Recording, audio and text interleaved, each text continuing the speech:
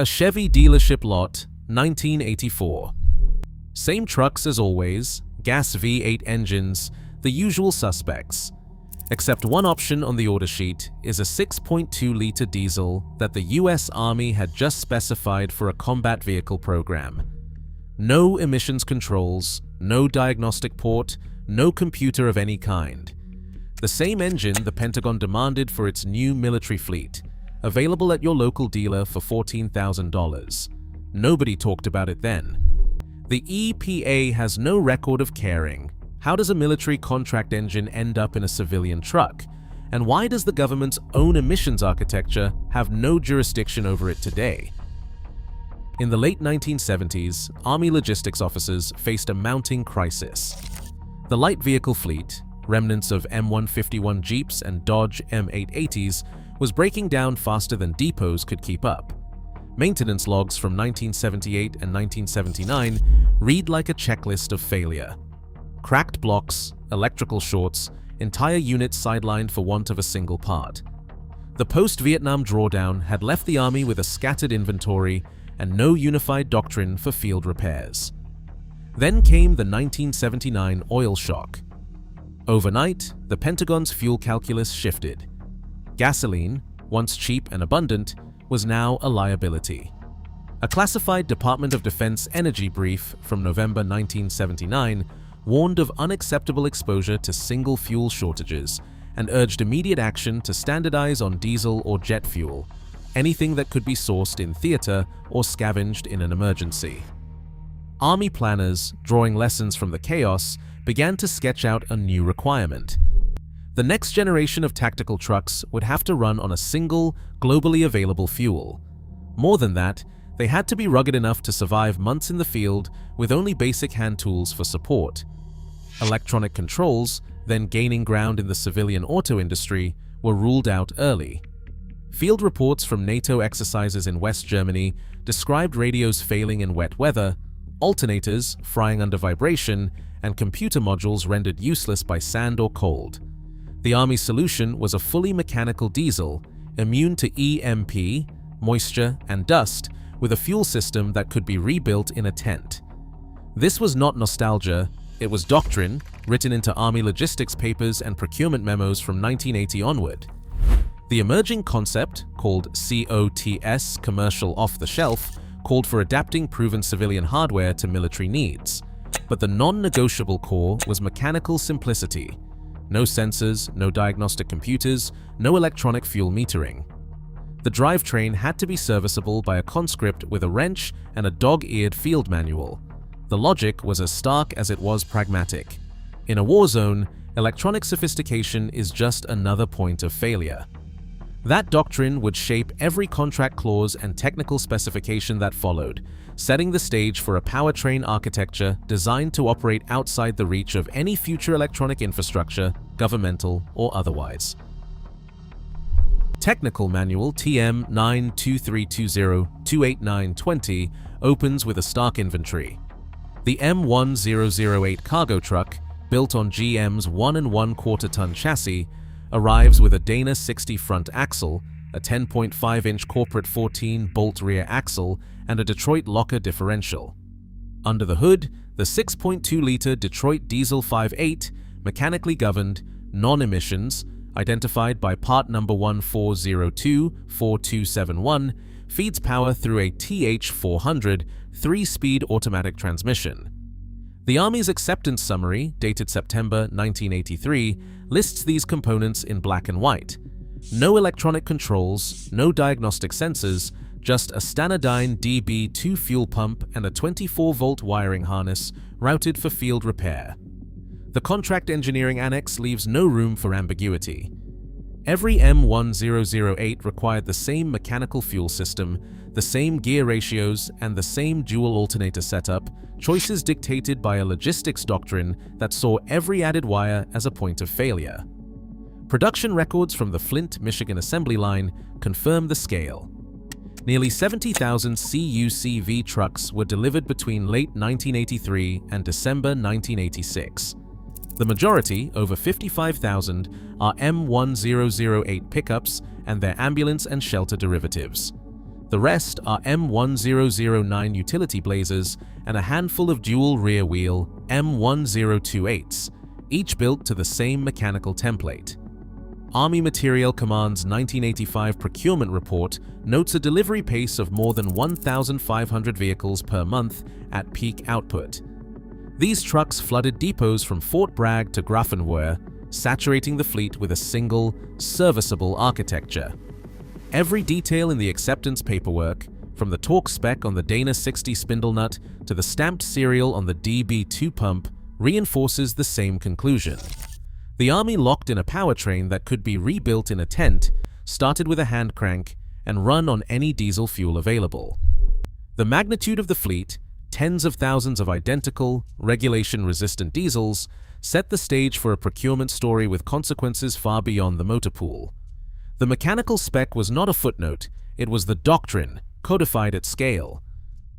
On July 15, 1982, the Army's Contract Office issued a request for proposals, number 88015A, that would quietly set the terms for one of the most unusual vehicle procurements in modern military history. The requirements were explicit: a mechanical diesel engine, a 24-volt electrical system, and full compliance with a doctrine that saw every wire and every sensor as a potential risk in combat. The bid window closed with two main contenders, General Motors and AM General. According to the original award memorandum, the margin between them was razor-thin, just 0.5%. For a contract valued at $214 million, that translated to a difference of barely $2 million. A figure that would never make national headlines, but decided the fate of tens of thousands of trucks. General Motors' bid team leaned on scale and urgency. Their proposal offered not only the lowest per-unit cost, but a delivery schedule that could bring the first units off the Flint, Michigan line within 90 days of award. Internal Army correspondence from the contract file describes this as critical for overseas depot replenishment. The Army's own procurement summary, later reviewed by the Government Accountability Office, cited General Motors' ability to leverage existing civilian assembly lines, no need for a bespoke production ramp, no delays for new tooling. Every clause in the contract reflected this logic. The Army would get a proven, field-serviceable powertrain at civilian truck prices, but with military wiring and hardware swapped in at the factory. The contract's technical annex spelled out the non-negotiables: a Detroit diesel 6.2-liter V8, a Stanadyne DB2 mechanical injection pump, and a wiring harness that could be stripped and rerouted by hand in the field. Each truck would be delivered as a 1984 model year chassis, built to the Army's spec but fundamentally indistinguishable from what a civilian buyer could order if they knew where to look. The official contract value, $214 million for 55,000 trucks, later expanded to more than 70,000, locked in a cost schedule that left no room for redesign or electronic upgrades. By design, the architecture was frozen in time, immune to the coming wave of electronic diagnostics and regulatory overlays. The Army got its mechanical diesel fleet on time and under budget. The full consequences of that decision would only become clear years later, when the rest of the regulatory world moved on and these trucks remained exactly as built: mechanical, analog, and invisible to the systems meant to police them. On August 23, 1983, the first CUCV rolled off the Flint, Michigan assembly line. The moment was unremarkable on the factory floor, a truck indistinguishable from the countless Chevrolet and GMC pickups built before it. But buried in the production log was a contract override. This unit, though born on a civilian line, was destined for Army inventory.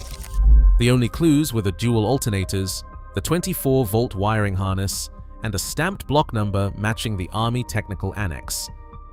Flint's line managers, working from a revised build sheet, followed a set of instructions that threaded the military spec into the ordinary rhythm of civilian truck production. Dana 60 axles and the 10.5-inch corporate rear were lifted straight from the heavy-duty option bin. The 6.2-liter Detroit diesel block, cast at Tonawanda and marked with the same number 14024271 as the civilian version, received its mechanical Stanadyne DB2 pump at the same station as every other diesel truck. The only difference was a military tag riveted to the engine and a build manifest flagged for government acceptance. General Motors' internal production notices from the summer of 1983 show a deliberate dual-use strategy. Civilian and military diesel blocks moved down the same casting line, with Army-bound units sorted by a lot code and routed for final assembly with their unique harness and blackout light kit. The same workers torqued cylinder heads and mated transmissions, whether the truck was headed to a farm in Iowa or a depot in Grafenwohr. No special tooling, no separate line. The Army contract did not require a new factory, just a new checklist. By the end of that first month, hundreds of CUCV vehicles had left Flint with sequential vehicle identification numbers that could have belonged to any heavy-duty Chevy. The civilian order bank continued unbroken. General Motors' ability to bridge the gap, delivering a military diesel from the same line as a civilian truck, made the crossover plausible, even routine. The architecture was not hidden, just unadvertised. The line kept moving, the trucks kept coming, and the distinction between Army and civilian blurred with every unit that passed final inspection. This was not a bespoke military build. It was a dual-purpose reality, stamped into cast iron and rolled out the factory door one after another. A civilian walking into a Chevy dealership in 1984 would have found no banners, no sales pitch about Army tech under the hood. Yet the clues were there, hidden in plain sight, if you knew where to look. The regular production option, known as RPO, code sheet in the glove box, listed an unassuming letter, the letter J for the heavy-duty diesel, the letter C for the standard output. These single letters, stamped into factory paperwork and block castings, unlock the secret lineage of the engine. Dealer order guides archived at the GM Heritage Center show the 6.2-liter diesel as option code J, paired with the TH400 transmission and heavy-duty axles, the same configuration mandated by the Army contract. On the VIN plate, the 8th character told its own story. The letter L denoted a diesel V8, a silent marker that matched both civilian and CUCV production. Forensic decoding goes further. The build sheet, often taped above the glove box liner, lists RPOJ for the 6.2-liter diesel and RPOP3 for the dual alternator setup, mirroring the military 24-volt requirement. Dealer service manuals from 1984 and 1985. Cross-reference these codes with engine block casting number 14024271, confirming that the same hardware ran down both the civilian and military lines.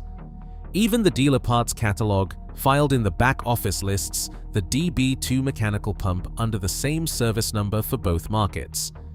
To the trained eye, every document, VIN tag, RPO sticker, block stamp became a breadcrumb, tracing a direct line from a government procurement file to a truck parked on Main Street. The architecture was not hidden, it was just never announced.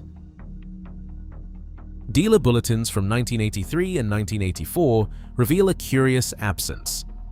There is no mention of the Army's CUCV program, no suggestion that the 6.2-liter diesel option was anything more than a workhorse for fleet buyers. National ad archives from the era confirm the pattern. Full-page spreads for Chevrolet trucks touted hauling capacity and fuel economy, but the diesel's military pedigree is nowhere to be found, not in print, not in TV spots, not even in the fine print of dealer brochures. One internal memo uncovered through a FOIA request spelled out the strategy in plain language. Do not reference military CUCV program in consumer literature. Instead, GM's sales managers quietly targeted fleet accounts, municipal buyers, rural contractors, and utility companies, offering bulk incentives for diesel-equipped trucks. The engine's Army connection remained an internal talking point, never a public selling tool. Interviews with former fleet sales managers describe a deliberate silence. The diesel was pitched as a solution for fuel costs and maintenance, not as a derivative of Pentagon logistics doctrine. This approach kept the CUCV lineage invisible to the average buyer, even as thousands of near-identical engines moved through both channels. The absence of a public tie-in left a gap in the historical record. Buyers who drove off the lot with a 6.2-liter diesel had no reason to suspect their truck shared hardware with vehicles rolling into Army depots overseas.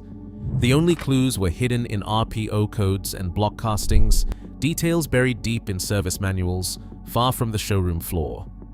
In the end, the marketing silence was not an oversight. It was a calculated decision, documented in dealer memos and ad archives, to keep the military connection out of sight and out of mind. In 1996, federal law required every new light-duty vehicle sold in the United States to include a standardized diagnostic port, 16 pins mounted under the dash, waiting for a scan tool. The rule, codified in 40 CFR Part 86, was clear. Onboard diagnostics, known as OBD-II, would form the backbone of emissions enforcement for a new era. State inspection programs in California, New York, and Texas built their compliance systems around this port. Plug in, read the codes, verify that the engine's sensors and emissions controls are working as intended. No port, no pass. The logic was elegant in theory: electronic oversight, universal access, and a closed regulatory loop. But the architecture of the 6.2-liter diesel, born from Pentagon doctrine and Army contract clauses, sits entirely outside this framework. The mechanical Stanadyne DB2 pump has no sensors, no electronic control unit, and no way to generate a diagnostic code. There is nowhere to plug in. The EPA's own memos, circulated in the mid-1990s, acknowledge the gap. Vehicles built before the 1996 model year, and especially those powered by non-electronic diesels, were simply excluded. The Clean Air Act amendments that created the OBD-II mandate could not reach backward into the mechanical past. The CARB technical bulletins from 2001 and 2003 confirmed the blind spot. Diesels made before 1996 are not subject to OBD-II-based compliance. Enforcement is limited to visual inspection. If the pump is mechanical and the wiring runs direct, the inspector moves on. The contradiction is not subtle. The federal government, through Army procurement, helped create a fleet of vehicles designed to resist electronic oversight. A decade later, the same government built a regulatory system that depends on electronic access, and found itself unable to police the very engine architecture it once demanded. The result is a regulatory orphan: tens of thousands of trucks, both military and civilian, operating in plain sight but invisible to the electronic eyes of modern emissions law. Surplus auction listings now read like a classified appendix for the CUCV era. M1008 pickups and 1009 Blazers, stripped of their Army markings, surface on GovPlanet, GovDeals, and regional government surplus sites, often with faded camouflage, odometer readings north of 80,000 miles, and starting bids in the $2,000 to $6,000 range. Civilian 6.2-liter diesels, meanwhile, circulate quietly on classic truck classifieds, usually priced between $1,500 and $4,500. The mechanical core is the same. Every authentic example traces back to the Stanadyne DB2 injection pump, a raised logo and casting number, DB2829-4520, or DB etched into the housing. The first step is to verify the engine's lineage. Factory build sheets, often still taped above the glove box liner, list RPO code J for the 6.2-liter diesel and P3 for the dual alternator setup. The vehicle identification number, VIN, has an 8th character, L, that confirms a diesel V8. The casting number 14024271 on the block seals the connection to the original Army contract. Forensic confirmation means matching all three: the VIN, the RPO code, and the casting. Anything less opens the door to swapped blocks or post-service rebuilds with later DS4 electronic pumps. Mechanical failure modes are well documented in Army TM 92320-28920 and GSU service bulletins. Main bearing web cracking appears in early castings. Post-1990. Blocks, with added nickel content, reduce the risk. The DB2 pump's aluminum advance bore is a known weak point, so look for evidence of a steel sleeve retrofit in auction photos or service records. Auction venues publish full PDFs of Army technical manuals and parts manifests for each lot. Download these files, cross-check the pump's part number, and confirm the block's casting against the service notes. The DB-II's mechanical simplicity is both its shield and its Achilles heel. There is no scan tool, no onboard diagnostics port, and no digital trail, just stamped metal and paper records. For buyers, due diligence means treating every listing as a forensic exercise. The same doctrine that once kept these trucks running in the field now protects them from the reach of modern regulation.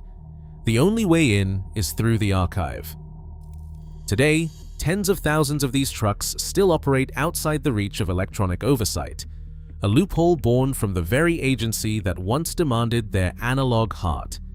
As emissions policy grows more sophisticated, the gap endures. The regulator cannot touch what it once required.